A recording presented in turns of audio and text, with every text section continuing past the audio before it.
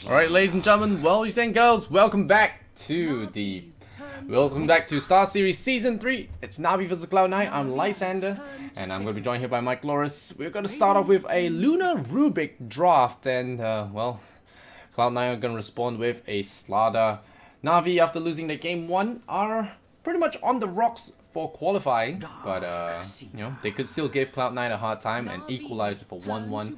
Mike Loris, how are you doing? We have a Slaughter and a Dark Seer. I'm worried.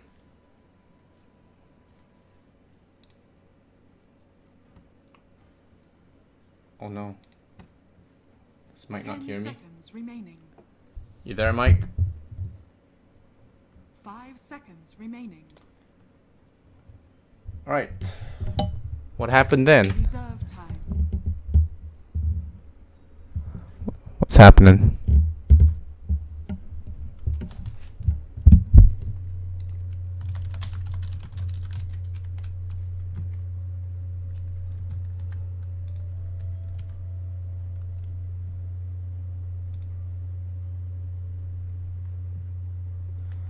Hello, Mike.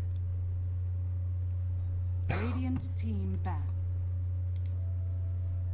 What's happening?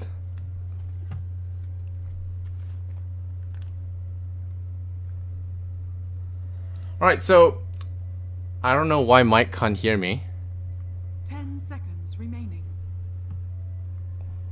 Maybe I'll refresh. 5 seconds remaining. Alright, I'm gonna try and fix this one, but for now, we're just gonna talk among ourselves, and hopefully Mike does NaVi's turn to just bat. listen to us after this. Because I'm getting my mic picked up from everywhere, so I don't know why Mike can't hear me. Alright, so yeah, anyway. Cloud9. They are going to have Darkseer and Slaughter. A very scary dual lane together. Usually gonna have that 2-1-2 lineup. What's happening? Hello, Mike. Can you hear me? There it is. Alright, so yeah, Discord being screwy as usual. 10 Alright, seconds remaining. so I was worried there for a moment, but yeah, I was saying Darkseer and Slaughter picked up by Cloud9, and NaVi respond with the Lunar Rubik. Cloud9 have proven themselves to be a very aggressive team. They NaVi's definitely turn are to going pick. to be able to punish with this Darkseer and Slaughter matchup, and Luna is not the hero you want when facing up against this aggressive dual lane. You know, usually you want to have a life stealer or maybe Pyket's favorite Jug to do that job. 10 So seconds remaining. Cloud9 already starting off well, so I'm kind of worried for 5 NaVi's seconds draft here. remaining. This is a very Cloud9 opening. Outside of the one that we saw last game, which it was also a very Cloud9 opening. They like to do that. They like to do this. Just put the Slaughter in the hands of Noya. Play a very similar style to what we saw in the last game when he was handling the Earth Spirit, except this time you're a Slaughter with a Darkseer handled by Hesajo, who plays this hero all the time. And you can put a lot of aggressive pressure on the enemy safe lane.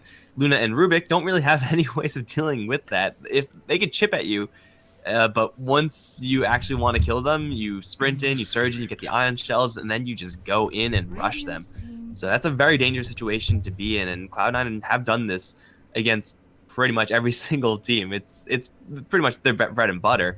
NaVi get Luna Ember Spirits. They are going rather soft up against what I expect to be a little more of a physical damage build up here from Cloud9 with Lifestealer still in the pool.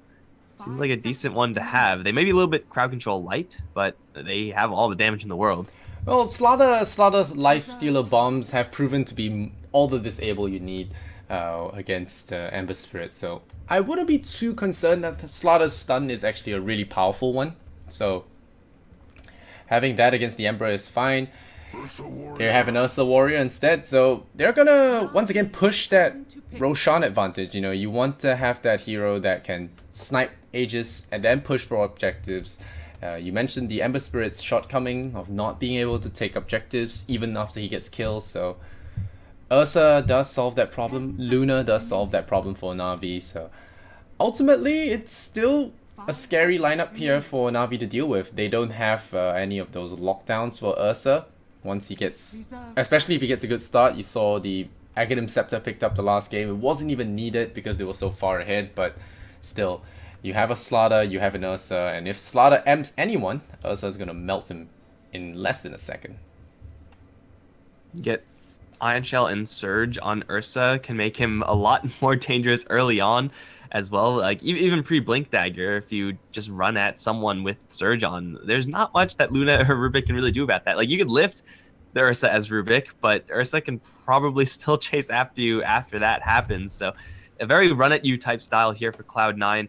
What they do have to worry about is still how do they answer this Ember Spirit as far as lockdown is concerned. With only a Blink Slardar that's eventually going to be coming up, there should be a good amount of time where Ember Spirit is very hard for them to deal with, and they don't really have, let's say, Shadow Fiend level of tower pushing that they had in the last game. So getting kills is very possible with these heroes from Cloud9, but getting objectives afterwards outside of Roche will be a lot slower. Na'Vi, though, go for Ogre Magi.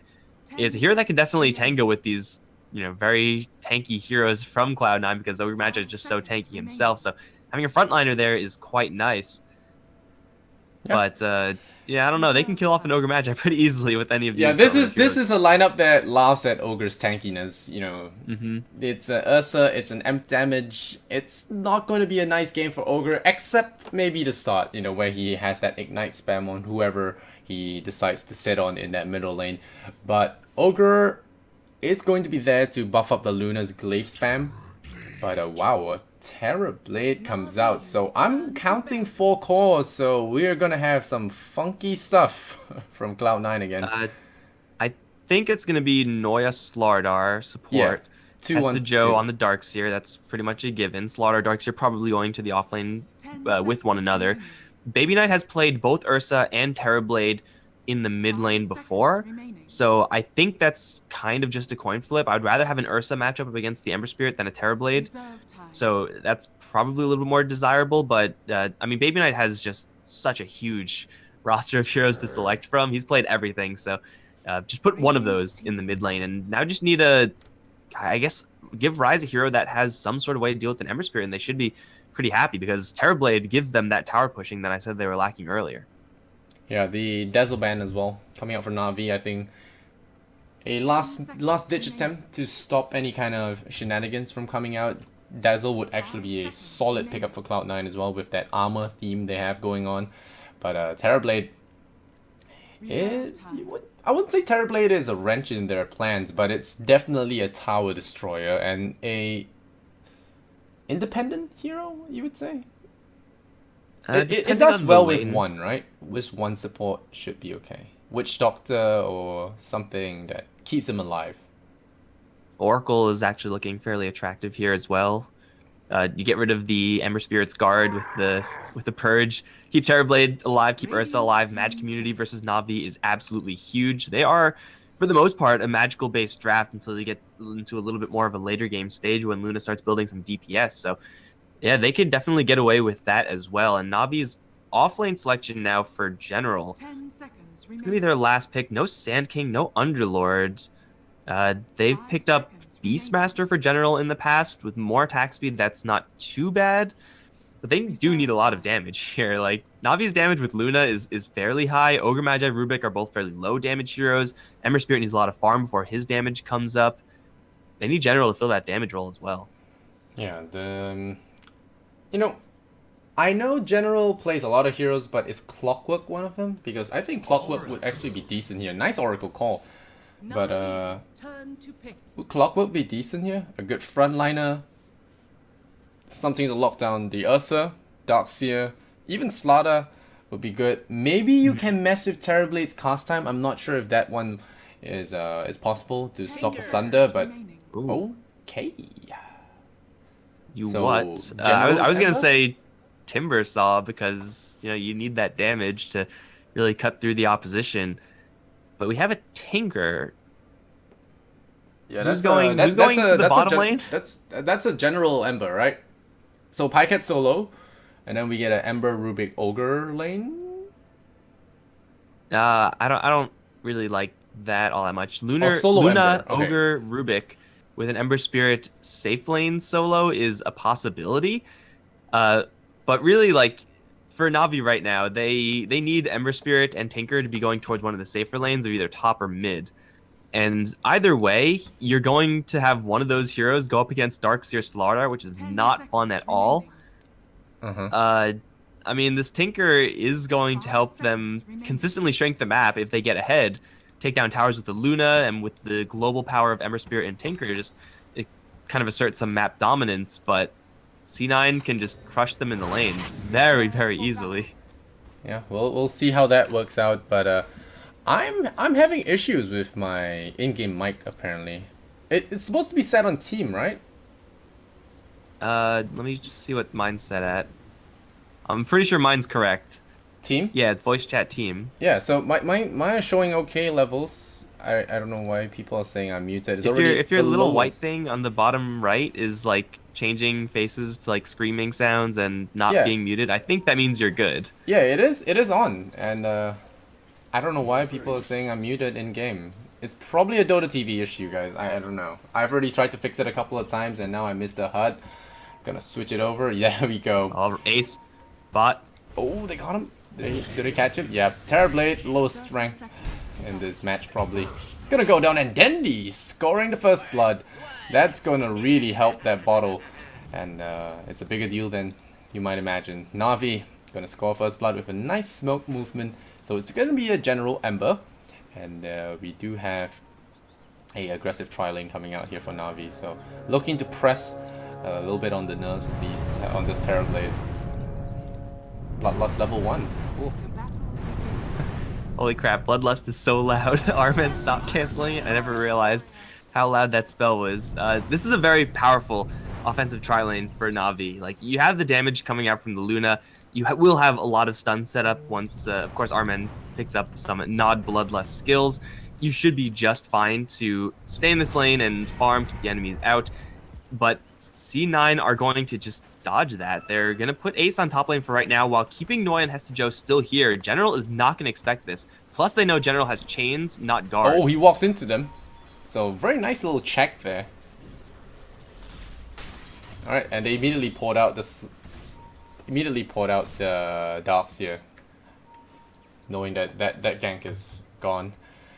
So, yep, they make the appropriate movement. And what do you think about Darkseer and Slardar against the Luna, Ogre, Rubik? Is it good? It's... Well, Darkseer versus this lane is one that Hestejo can play out. He does have to respect the Rubik lift, but that's about it. He should be just fine outside of that. Adding a Slardar to that lane, it doesn't really make it that much more potent if it is just going to be 3 heroes sticking around for Na'Vi. Like, right now, if Slardar was here, it would be great for C9. Just But he's trying on to a gank 2v2 Dendi. basis, but 2v3 you kind of want to avoid because you just get out-controlled in that scenario. So Noi is going to be rather nomadic right now. You will end up on the bot lane. This forces the Rubik to either go bot, or bot lane will then suffer a lot. And you don't need, or you don't want Pycat to have no farm as Na'Vi. It seems like every single game that Na'Vi win is because Pycat gets a really good start. Yeah. And just tears it up. But the last game was a horrific incident, so we're not going to talk about that one. But Pycat, this game, going to have a hero that he should be comfortable with, as should every carry in this patch. And they're going to go ham on Noya. He's dropping pretty low there. Might have to back off for Shrine. Nope, too bad. It's already dried up. Baby Knight. Not going to have this favorable matchup versus the Tinker, of course. He'll have a little bit of Earth Shock spam now and again, but we know Wait, Crystal he's Maiden Aura crushing to back Tinker. that up. Fury Swipes is pretty bad up against Laser, so as long as Dendi has a laser in his back pocket, he should be just fine. Noya is going to end up on this bottom lane. Pycat is, right now, having a really good start. Tons of last hits under his belt, but once this dual lane really comes together, level 2 Ion Shell is up. Of course, Darkseer needs a little bit more mana to actually use that, and now Pycat's time gets a lot more difficult because this happens. Oh, they surge up Slardar, bottom lane. Pycat gonna juke around the trees, and he should be okay as he has wasted a lot of that surge timing already. Just kidding, the Bloodlust comes out. He is still gonna be staying alive for now, but Noya has a secondary crush as well as that surge, so that's Pycat going down. He tries to TP, but he gets smashed into the ground, so that's Noya killing him off. Meanwhile, Biver as well, losing his life. Metamorphosis and the Fortune's End going to be more than enough to lock down a hero. But Dendi killing off Urso. It seems like we're just so late in all these kills. I feel so bad. Chasing after the action around the map. And Cloud9 going to be, well, gonna be okay until, well, Baby Knight gave up that kill. I saw Dandy making some really aggressive trades there in that middle lane. Just constantly right-clicking into the Ursa and then blinding him right before he gets hit by a right-click. So Dandy applying the right amount of pressure and getting a kill, as he should, in this advantage lane. Dendy's got a laser missile build so far. Usually if you're going to get, unless you're going to go full aggro, you start getting a little bit of March after your level 4 laser. But you might as well just go full aggro against Baby Knight, who can do actually nothing up against Dendy right now. Oh, Noya! Okay. That was not part of the plan. Pycat doing a little bit of subtle harassment here, like, oh, you know, I'm just beaming you casually, walking back, and then Slaughter thinking he could stick around for a little longer, but Pycat with the beam getting that kill, so much needed as well after that pick off by that Slaughter. So 2-3, Na'Vi leads the kill score. 425 movement speed is pretty difficult to play around for C9. I was gonna say, like, ganking with the mid lane is pretty hard because Dendy will know very quickly if heroes are off the map. Like right now, they should know that Ace is alone. They maybe will know that Hestejo's alone. So Dendy could just very easily back up and not die to this smoke. Yeah, it'll require a lot of aggression, but Baby Knight, oh dear, that is not good. They're not gonna be able to kill Dendy with just a Slaughter and Oracle though. So, but Ogre TP's in anyway, just to show some dominance. But Dendy's crushing this middle lane. Ursa's plan was to actually bait in Dendy into the low ground so that the smoke gang can work, but unfortunately level 3 laser and rockets, pretty powerful bursts in combination with each other. So Ace left his own devices top as his supports peeled away to a gank, but now he's gonna retreat to the tower and play it safe. And Hestejo just now picks up Soul Ring boots. I mean, they do have a lane that in theory can pressure Pycat. They need really good angles for it, and the Observe Ward coverage here of the Dire, it's not perfect, but it may keep Pycat a little bit safer. They're going to just rush Pycat with Surge. There's so much movement speed here on the Luna that it's actually hard to get a good angle on her with Slaughter. Even though Slaughter has Sprint and Tranquil Boots and Surge, Pycat should be able to keep a good amount of distance away. She's second in the net worth, this Luna, and it's in an off-lane dual lane scenario. That is very hard to do. They're going to find an Ogre in the middle of nowhere. Poor Fatty is dead. But he's gonna waste 3 hero time, so yeah, he's just gonna walk around like, I'm the Ogre. Yeah. He does lose his life to Baby Knight though, and Baby Knight really needs the kills after that punishment he received in the middle lane against Dendy. He was winning the CS for a bit with Earthshock, but then Dendy started getting levels and started bullying him out of lane. And you were right about the Martial Machines. Dendy getting it before level 3 laser, level 4 laser also. Jeez, it's 6 minutes 30 on the clock, and Dendy has travels. Wow. Yeah, I mean that's so what bad. First Blood and 2 kills would do for you, right?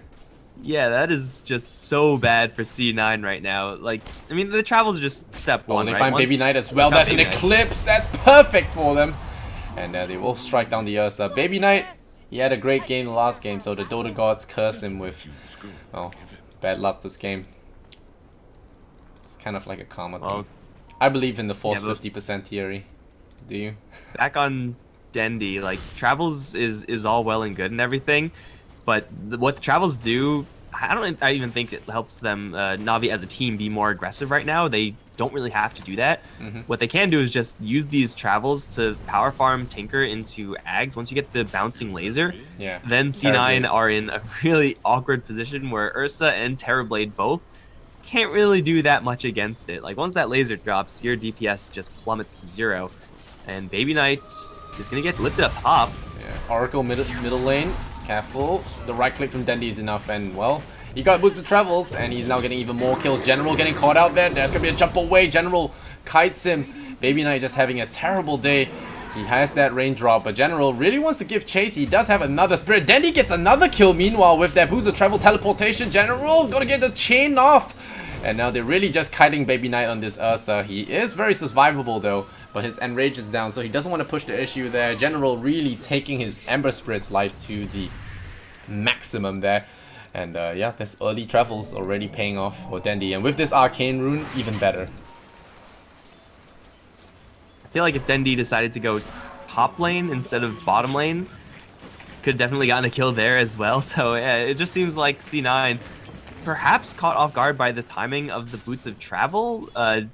You got to assume that every single time you make an at all aggressive play, you're going to be fighting into a Tinker as well, because Dendi is going to be there and he is going to throw a laser into your plans. So this game got a lot more difficult for C9. What they do have still kind of going for them is the fact that they have an Ursa.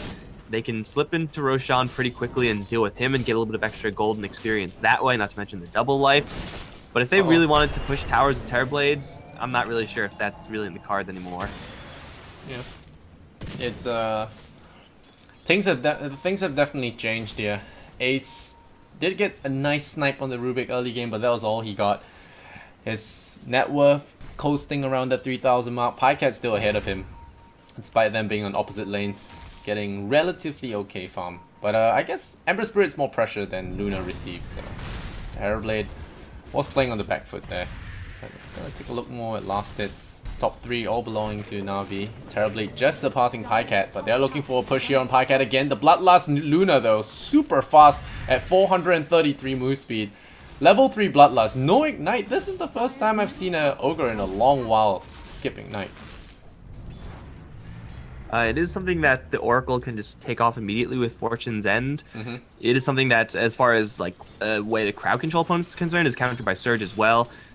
I still like Ignite, but I can understand him opting to go for Fire Blast Bloodlust in this particular scenario against these particular opponents, like Surge, Sprint, and Fortune's End. Yeah. Ignite is probably not going to do a lot. It's a cool build. He's been Pycat's babysitter so far, and Pycat enjoying that 433 move speed. Very difficult to pin down. Movement speed a big deal against these Cloud9 heroes.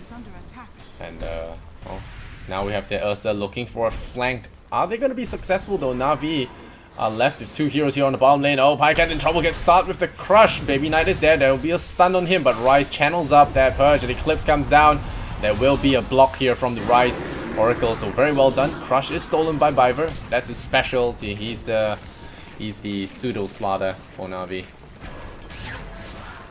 Pycat gets separated from his accompanying heroes though. And C9 are able to get a really nice pick off on this Luna. Usually that's like, something you're going to be really happy about, but in this particular game, General actually has more farm than Pycat, which is probably like the first time in Na'Vi history. And looking at Baby Knight.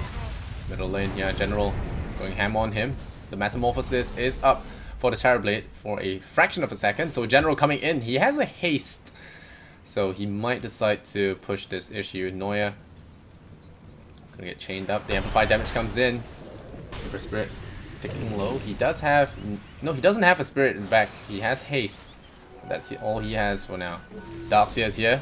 Jumping forward. There is a vacuum. They actually do not chain the crush properly. So General will survive there. He will take a tower shot, which is pretty concerning, but he will be able to port out in time. And meanwhile, middle lane. Base created. He drew all those heroes from mid to top, and now look what's happening mid. Pycat, RMN, the duo is going to take down that tower. I don't know how intentional that was as far as space creation for General, but I'm going to assume it was all planned, because you got to respect this Luna's ability to split push, especially with Bloodlust, and Noya is going to run into Dendi and General. Yeah. But General... Oh, missing the slash there, Dendi. Should be able to find the Slaughter. He's gonna try for a TP. General has the chains, yeah. Oh no! He doesn't use the chain. Oh well, Noya's gonna be happy about that. Gonna walk away smiling. Got a war story to tell. But Darkseer, only level 1 vacuum, so not much in the way of team fight. Oracle's had some sweet deflections with his spells as well, dropping the Fate's Edict to block some of the Eclipse damage. Pretty nice on that bottom lane. So. Ryze has had a quiet game so far. There's not much of a use for Oracle and everyone's getting insta-killed. But he does have the Purifying Flames maxed out at this point, so a lot of extra damage. You're dealing with False Promise, so if you are going to get hit with an Eclipse or a Veil of Discord triple Remnant jump in for General, you can block a lot of that damage with the Edict, and of course with False Promise if things get really bad against the Edict or whatever. So yeah, this Oracle is still in a really good position matchup-wise in this game. But we'll be losing a lot of space. Top lane tower will fall. Bottom. Rise getting caught out. He's trying to purge out the Ignite. The laser's flying in. Dendi still has vision, so maybe a rearm into a missile there could take him out, but not going to be the case there. So once again, nice usage of the Fate's Edict. Keeps him alive. But Biver does have that Slitherine Crush stolen. No blink to follow it up with, but he does have the lift, so if he catches someone at close range, he can chain stun within himself. What's Noya doing? Noya is trying to gank mids. You know, by this time, in the vast majority of Noya Slardar games that I see, he is like at 1900 gold or something like that.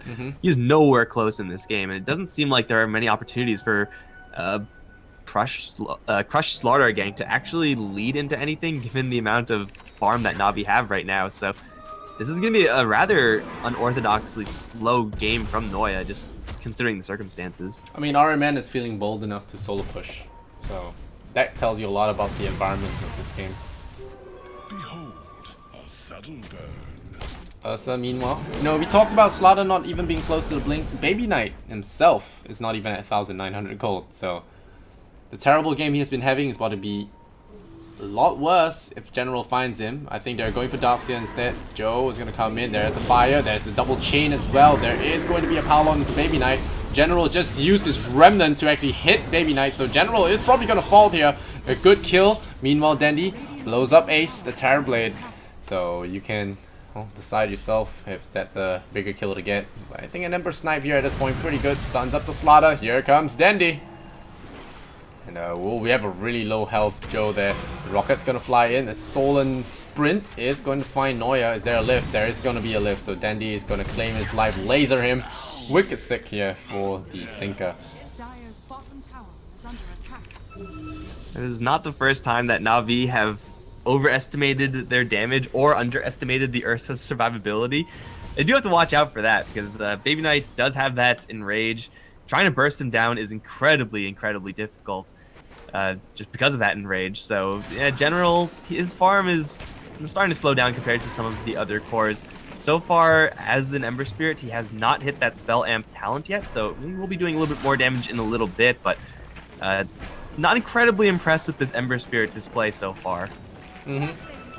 Well, but maybe he's not used to it, you know. Offlaners don't usually get the Ember Spirit to play, but you know, Ember Spirits have mostly been shelved into the lesser farm variants now, with the support Ace. ones. Oh, there's Ace. That is a Sunder, but he gets piled on there by the spirits, and Dendi's rockets were there as well, so I think even if he did get the Sunder off, he still dies. So another gank here, That's successful for Navi. Oh, Baby Knight found General with no spirits.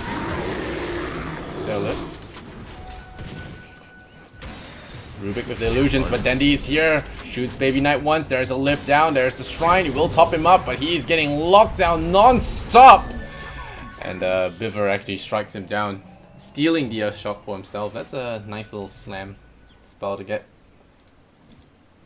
But here's what General really wants. He has the Spell Amp talent. He, of course, has the Veil of Discord.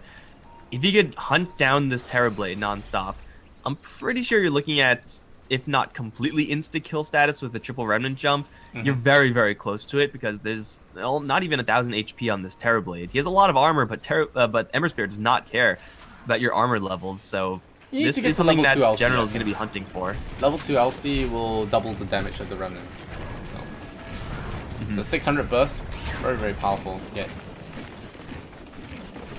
The combo does require a little bit of setup with that Veil of Discord, but it comes so quickly that Terrorblade Sunder is almost impossible to cast. It's hard to sunder a respawn. moving spirit anyway, so should be a one-hit burst here for the TB. And he has opted for the Helm of the Dominator, so no Dragonlance for now. It's going to weaken his HP pool as well. Oh, they got Rubik. Yeah, they got Rubik building.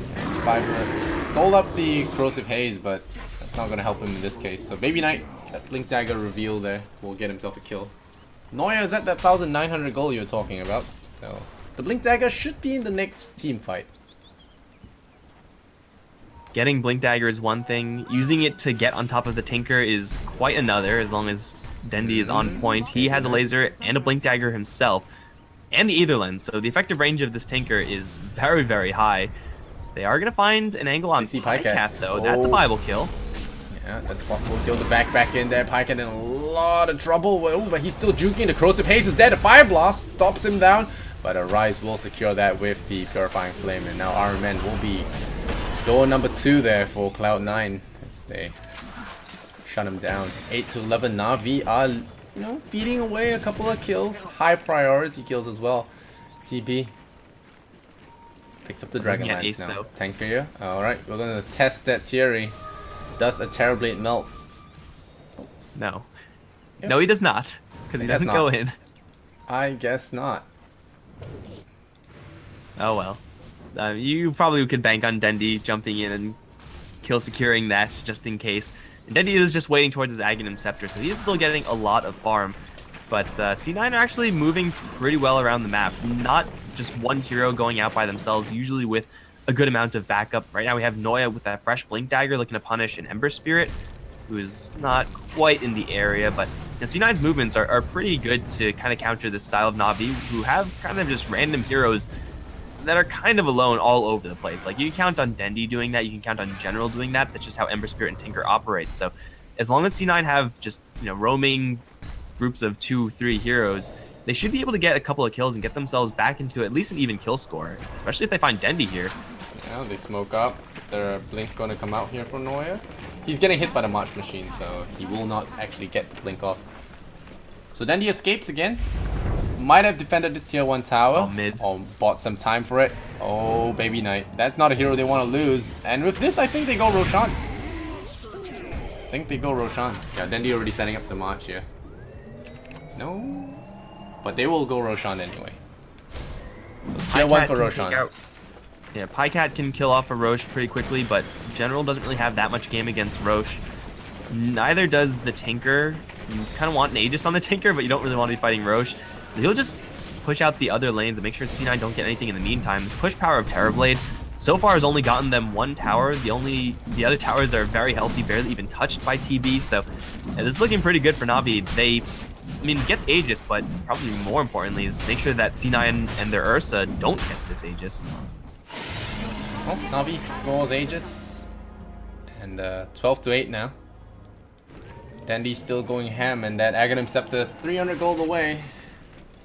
Things are gonna look scary here for Cloud9. If they see weren't Rise already. Yeah, they see Rise. Oh, Rise. They General decide to wants not him. go for Rise and go for Ace instead. Piles in. Yep, nope, they get him. Tower is under attack. Yep, Dendi's got light. Ace is gonna farm in the jungle. Did they see him? I think they saw him, right? Yeah, they're gonna scout. They're gonna walk right into him, and he does not have an escape option. Gets caught there by the Ignite. Gotta put him on ice for now. Maybe throw out a Sunder. I think Sunder is pretty useless at this point. Rocket, round 2, the laser as well. Dendi comes in, shoots him one more time, and that's gonna be the holy shit for Dendi. Yeah. And in the Luna. meantime, Pycat, per usual, split pushing over in the mid lane. He's gonna get jumped though. Gotta throw him back, and then Noya as well. Crush gonna get stolen though. Crushes on the Ursa, so he's gonna buy Pycat some time. Pycat, risky plays. Does he get punished? No, he does not. Here comes the Eclipse. It's gonna beam down hard on Baby Knight, but Baby Knight's enraging all of it. Pycat's gonna lose his Aegis. Nope, the lasers come in. The Fate Bolt will secure that as well. That was not the Soul Ring you were looking for, and Dendi wipes the floor with Cloud9, 8 to 18, and you know, that's really what, well, puzzles me. Cloud9 were playing awesome in game number 1, and then suddenly in game number 2, NaVi just flipped the tables on them and, well, pull a Cloud9 and just crushed them. Both games were not close. It's just this Tinker pick. Like, Yeah. in that last fight that we just saw, Tinker just picked up Aghanim Scepter. He blinded both the Ursa and the Terrorblade. And then once that happens, like, you can't really do anything up against Pycat. He just suddenly stopped taking damage because no one was hitting him. They got themselves in a situation where Tinker is almost 15k versus the 9k of the Terrorblade, and I mean, once he gets this Aghanim Scepter Ether Lens build up, then you have to kill him first. If you initiate on anyone else, even if you get that kill, you're going to be significantly punished by Dendi and the amount of farm he has. And oh no, not Baby Knight again. Feels bad, man. Pops the Enrage, dispels the Veil, but there's protection all around. Noya gets juke there. Rubik once again steals it, steals the Crush as well. Insult to injury all around. Ace of Joe gonna run away, and I think GG is in the books here as the Darkseer scoots on out. Oracle says, well, that's the last thing I can do for you, friend. Goodbye, and Dandy shoots him with the laser. 8-21. NaVi showing Cloud9 they can beat them up harder than they did. Not really, actually. They're still not as far ahead as Cloud9 were in game number 1. Well, I mean, a win is a win. You can't really afford to walk into this March of the Machines anymore. Notice that Pycat also had an Alpha Wolf with him. What? Okay. Respect out the Iron Man's window. doing Picks up the shopping. Dagon. Oh my god, this Ogre has Helm Dagon 23 minutes in. But the more Helm with the Dominators you have, the more options Dendi has for teleporting in to reinforce. I remember that as well. Slaughter gonna get bailed out. That's the first Oracle save I've seen with that ultimate. Most people die a lot faster than he can save. Dendi is gonna shoot Ace. Mana is out. Oh, Baby Knight goes in there to crush, as well as that vacuum is gonna buy some time. Pycat in a lot of trouble. He does have that Aegis still though. Ace is losing a lot of his illusions. He's the last one standing. Baby Knight gonna take a lot of beams along with his Darkseer, but they share the love, so they stay alive. But Generals here says, no sir! Slams the door on Cloud9, shuts them out of game number 2, so they might have just lost their chances at qualification as well. NaVi, not the type to give games away, will shoot Cloud9 in the face with some lasers. Nope, rockets will be. Noya goes down again, and Dendi ends the game with a pristine 13-0.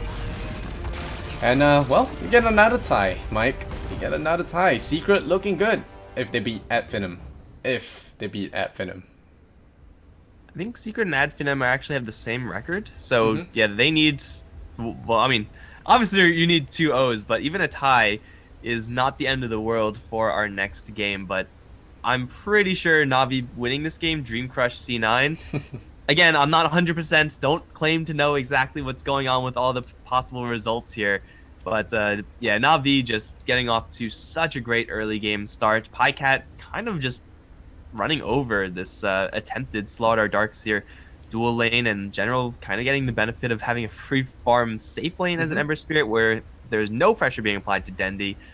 C9 had all these aggressive heroes, but they just didn't have any chance to actually use them in an aggressive fashion. Yeah, I think the whole movement speed aspect of the Max Bloodlust first Ogre really paid off for them. The Luna being able to run away from her aggressors most of the time played a big part of slowing down Noya's early game progression. I mean, if you look at his Earth Spirit and Crystal Maiden game, you know, well, Earth Spirit tagged with Crystal Maiden, he had a lot of opportunities to gank, get kills, get XP, and, you know, build up his levels. But this one, the Slaughter, you mentioned, 18 minutes, still no Blink Dagger, so really crippled his early game play style. And in the end, NaVi will roll a game 2 win, so it's practice for them. They're boot camping now. NaVi want to get as many wins as they can before the major qualifiers come in. So I think that is going to be the biggest prize for them. So they're gonna focus all their efforts as a team and play as good as they can. Cloud9 as well. So best of luck to these both teams. We're gonna hop over to Secret versus Adfinum now. I think this is gonna be a heavily contested matchup. Secret and Adfinum, both very solid teams. So I'm excited, Mike. Right, just a very quick prediction. Who do you think is gonna do better? I think it's going to be a 1-1, and then Okay. I'm looking at the results right now. Then they're going to like lose to after their next games, and then we're going to have a 3-way tie with Adfinum, Team Secret, and Cloud9. I think that's possible. I'm not sure, but I think that's going to happen. All right, Mike going Make for things the interesting. outlier stats, and well, I can't say I disagree. More Dota is always good, and look forward to see what the result will be. But stay with us, guys. You are watching Star Series Season 3, Secret vs. Adfinum coming up next. I'm Lysander, he's Mike Loris. We'll be right back after the break. Much love and Kappa. See you guys in a bit.